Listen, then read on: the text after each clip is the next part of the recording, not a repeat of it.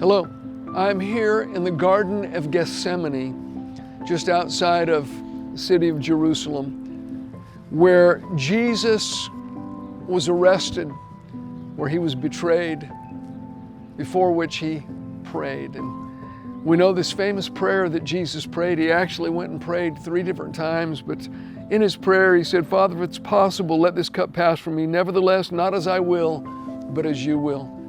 Not my will, but your will be done." We hear that quoted so often, and what a wonderful prayer. It was a prayer of dedication and consecration to the will of the Father. Jesus bowed his own will to the will of God. And we hear that prayer prayed often, as we should pray it often. Yet, it's the only time you find Jesus praying this prayer. He never prayed that kind of a prayer once over a sick person. He never prayed that prayer one time when he was working a miracle.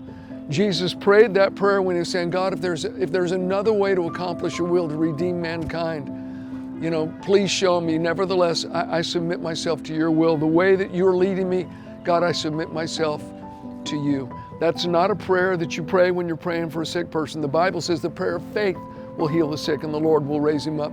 There's different sorts of prayer for different sorts of situations. Some people say, well, prayer is prayer.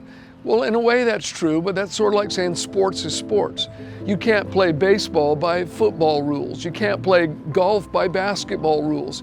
Yeah, there's different types of sports, but there's different types of laws, if you would, that govern those types of sports. And so it is with prayer. And there is a time that as believers we should pray this same prayer of dedication and consecration. And I think it should happen more often in our lives. In James chapter 4, James says, "Come now, you who say today or tomorrow we'll go into such and such a city, spend a year there, buy and sell and make a profit, whereas you do not know what will happen tomorrow. For what is your life? It's even a vapor that appears for a little time and then vanishes away. Instead, you ought to say, if the Lord wills, we will live and do this or that." Some believers, they just plan their life. Yeah, I'm going to go here and we're going to start a business and we're going to go here and do that. And they never consult God, about his will for their life.